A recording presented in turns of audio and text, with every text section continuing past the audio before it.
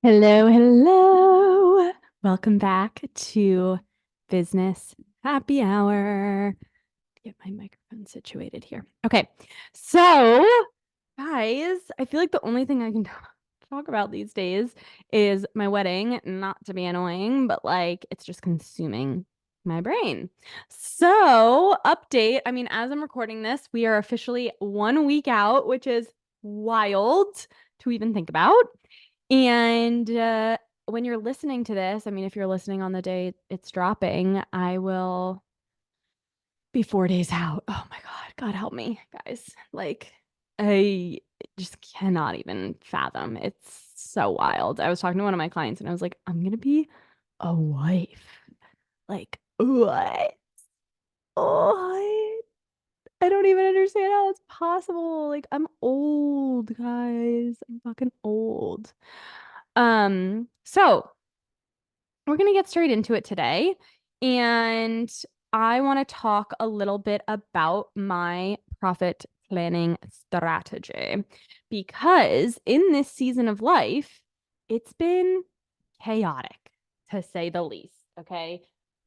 Like, I just got my real estate license, which, like, in true me fashion, oh, yeah, I think it's a good idea to take a real estate exam 2 months before my wedding. But hey, like apparently I thrive in chaos. And although it's been extremely chaotic, I just am in love with it. It's been really fun and awesome. So I need to get the coffee.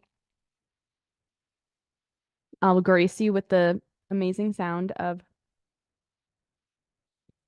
ice swirling. Hopefully the audio picks up okay and it doesn't sound like nails on a chalkboard. But anywho, with all of this chaos and everything going on, with real estate, with the wedding, all of these things, I wanted to kind of do a deep dive into like how am I actually managing all of this? Because I mean, obviously I want to acknowledge before anything, like I don't have children. Austin works a decent amount as well. He's a physical therapist. But I have the time right now. Like I am kind of in that season of life where I'm just like grinding it out and I wouldn't have it any other way. Love it. But please don't compare yourself if you have children or if you are going through life experiences that are particularly hard right now. Whether that be mental health, loved ones being sick, yourself being sick, hopefully not, but I just don't want I've listened to things before where it's frustrating because people say things and you're just like, no, like this is fucking easy for you. You don't have any of the circumstances that I have. So, uh, it just have grace with yourself, essentially. Okay. So, in terms of how I've done this so far, I kind of want to rewind a little bit back to my nutrition coaching days. Um, because if I were still in that place that I was in the first year and a half of my nutrition coaching business, this would not be possible. Like there is just absolutely no way. I will never forget the day that I was in our apartment in Old City, Philadelphia, before we bought this house. And I was standing at we had like a countertop that was like bar height. And I was standing and I think I had like 6 client calls that day. And it's so interesting to me because some people say, like, oh, I have 5 or 6 calls on the calendar today. And I'm just like, how do you do that? And how do you do it well? Right. So I remember at the end of that day being like, literally never again. There is just absolutely no way for me to have 6 1-hour calls on my calendar on one given day and still be able to give the client experience that I wanted to give and to be able to run a business. Like, not only do I have to see the clients, I have to do the notes, I have to send out emails, I have to create content, I have to do all these things to make the business run. It's not just that I'm seeing 6 people a day and then my job is over, right? So I remember that day, I was like, never a fucking. And I think that was right before I had started my first group. And this is why I preach group programs so much because it truly gave me so much freedom. I was like, if these 6 people were in one group, that would be 1 hour of my day. And obviously a little bit less income because groups are a lower price point, but you could certainly work back up to whatever that one-on-one price point was with more experience and whatnot. And I was like, never again. So I built my group, and that was like my first taste of scaling. And how this all kind of comes back to planning and all the things is you absolutely cannot one, make money, two, make money and live your life and be happy, and three, actually have a good client experience without having a plan, without forward trajectory and projection of what you're planning to do in the business and what you're planning to do to make money. So when I started this group, I was like, I need a solid plan. And one of the reasons that I think this was so successful, this first group, was because I had a very long launch runway. I didn't put pressure on myself. I need to create a group and I need to fill it in 2 weeks. I did not do that. That would have been very stressful. But since I had a plan and I knew exactly what I was doing each week in order to fill that group, I filled the group. And it was the best fucking thing ever. Now, of course, hindsight's 2020.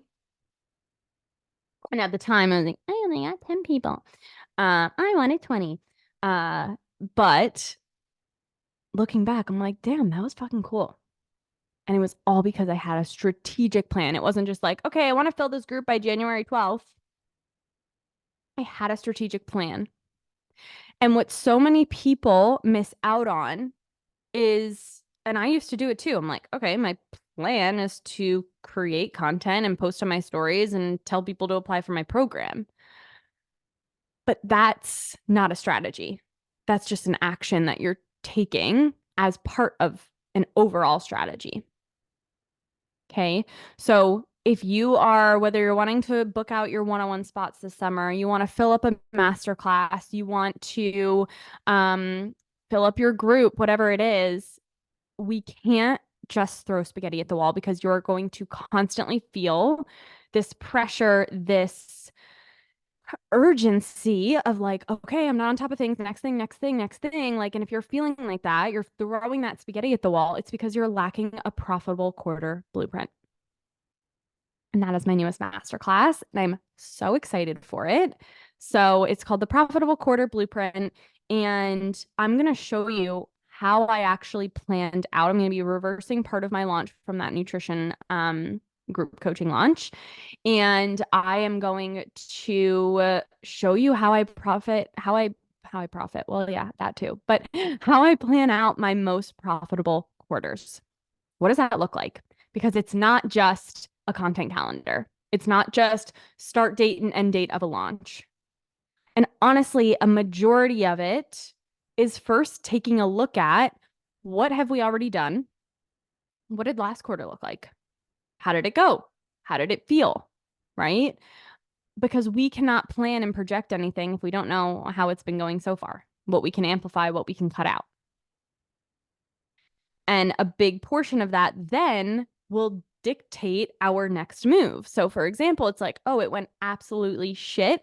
We didn't have any inquiries. Like, then at that point, I'm able to, because I've been doing this for many years now, but I can very quickly see and diagnose where the gap is, where the problem is. So, for example, if you say, I haven't gotten any inquiries. Okay. So if you haven't gotten any inquiries in the last 3 months, there's going to be a few areas I want to take a look at.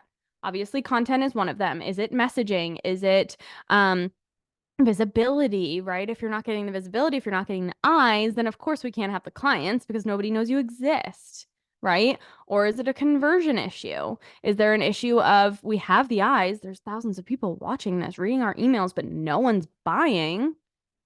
Then that's a conversion issue, right?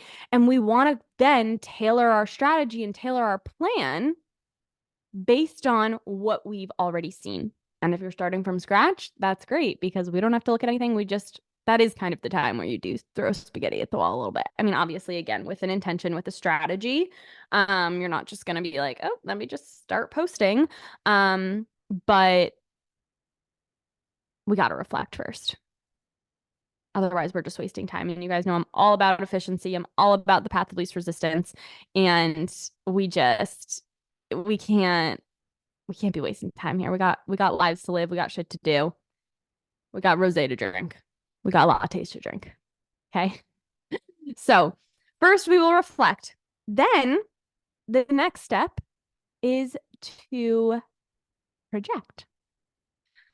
So kind of giving you a little bit of context in terms of how I've done this over the past month or so, knowing all of these things are coming up and knowing that I still need an income to support my lifestyle. I needed to project. I need to plan ahead. So what I personally did was I took a look at, okay, Content Catalyst typically runs, we ideally like it to run 3 to 4 times per year. Okay, great. Now, when I first planned out the beginning of my year, I said, okay, Content Catalyst, the next cohort will be around April, May. Wait, March, April. Yeah, April. I was like, is May the month after April? Goodness gracious. April, May. And when I thought about that, I was like, okay, then we need to make sure that we have the lead pool for it beforehand. We need to make sure that the podcast episodes are lining up with that. We need to make sure that the content on our feed is lining up with that. We need to make sure that if we don't have the lead pool, and this is what I'm going to teach you and show you in the Profitable Quarter Blueprint, and I've said this on my stories, but I'm like, why did I call it this? Because I can barely even say the freaking name. So I've been calling it PQB because try and say it 5 times fast. I can't even get the first word out. Profitable Quarter Blueprint, Profitable Quarter Blueprint, Profitable Quarter Blueprint. Ooh, okay. I can't do anymore. But anyway, guys, I'm delirious at this point because of this freaking wedding. Anywho, and let me know if you want me to do like a debrief after the wedding. I'd love to chat about it. I feel like it'd be fun. But I'm going to show you how you can actually plan these things in advance so that you can still have money going into the business, even during these big life events, whatever it may be, so that money is still coming in.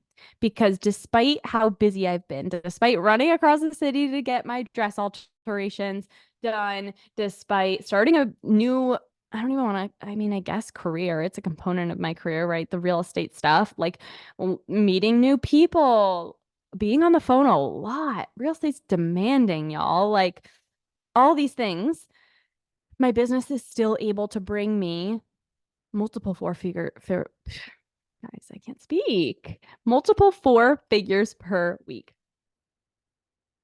As I take another sip of my coffee, because honestly, sometimes when I drink too much coffee, I can't speak. So I should probably stop drinking it. But anyway, but it's only my first cup of the day. So I'm going to be showing you how I do this, and I'm going to be reverse engineering it, and it's going to be incredible. So back to the projecting, right? So we go from reflect to then project.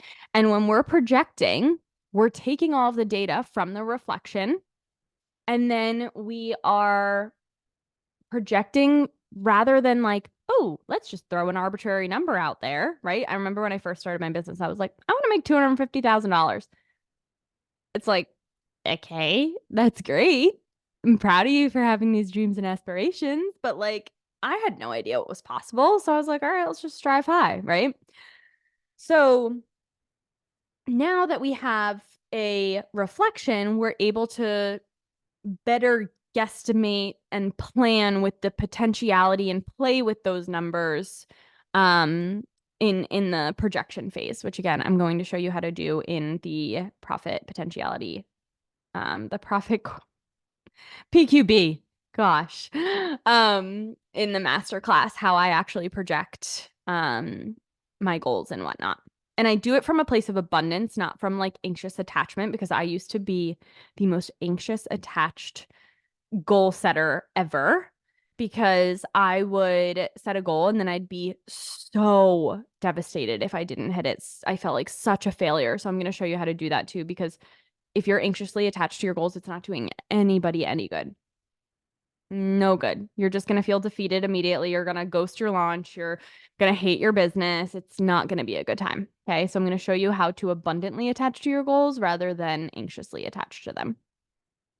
And then the final phase is plan.